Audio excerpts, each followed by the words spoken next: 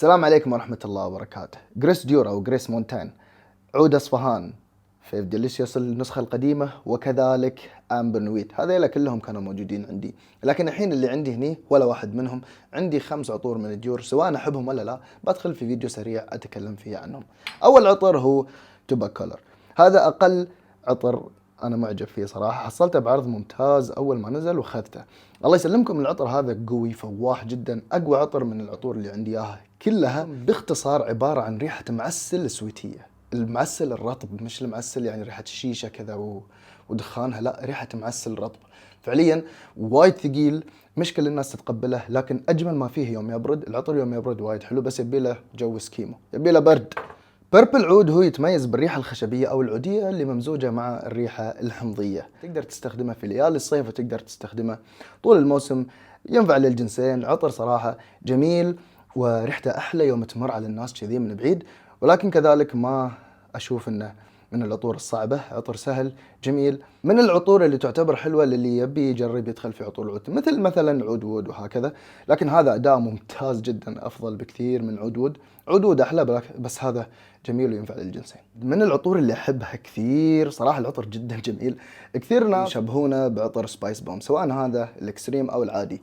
طيب أنا أشوفه أجمل وأسهل للاستخدام من سبايس بوم إكستريم. سبايس بوم إكستريم يعتبر عطر ثقيل وتابلي كثير ويميل إلى ريحة الفانيليا أكثر، ولكن هنا طيب هذا أجمل بالنسبة لي في وجهة نظري.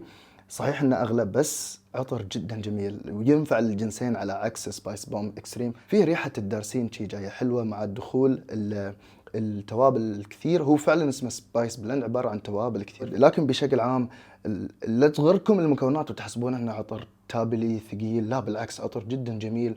فيه لمسات كذا تجيكم حلوة جميلة، كأنها ريحة حبوب التونكا، لكن ما في حبوب أو بذور التونكا، فيه الرم. ففيه لمسات بوزية كذا مع لمسات تابلية، يعطي العطر رونق جدا جدا جميل ومتقلب، من العطور اللي فيها تدرج في الريحة وسهلة وتنفع للجنسين وجدا جميل. إذا ما جابك فالكار وحسيت إنه ثقيل، راح يجيبك عطر عود روز وود.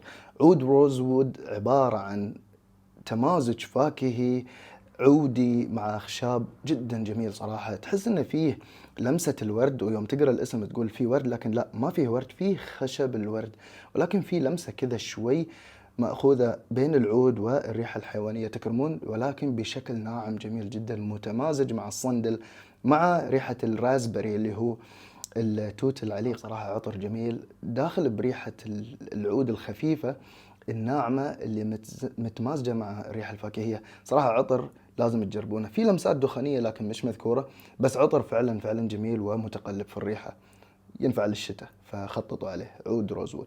أخيرا وليس آخرا، العطر المشبع بالتونكا فيف ديليسيوس. أول ما نزل العطر هاي كان كل اللي نشوفه في العطر هو الفانيليا مع الكاكاو، الفانيليا مع الشوكولات، الله، عطر فانيليا وشوكولات.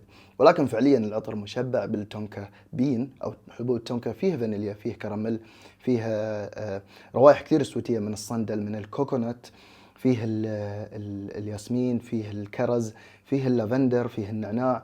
لكن بشكل عام الريحة اللي يعطيك إياها العطر هي ريحة ثقيلة بشكل متزن، ريحة سويتية ما هي كثير طاغية.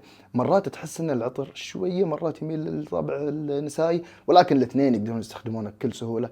من العطور اللي اعتقد الفترة طويلة كانت مقطوعة، ما ادري اذا رجعوه الشركة ولا لا. هذا بالنسبة لي اكثر عطر احبه من عطور كريستيان ديور، وخلاص فعلا هاي وايد احبه وكثير استخدمه. ادور له الحين 250 ملي وان شاء الله القاها بسعر مميز، لو لقيتها غالي ما راح اشتري. طيب شكرا لكم، السلام عليكم ورحمة الله.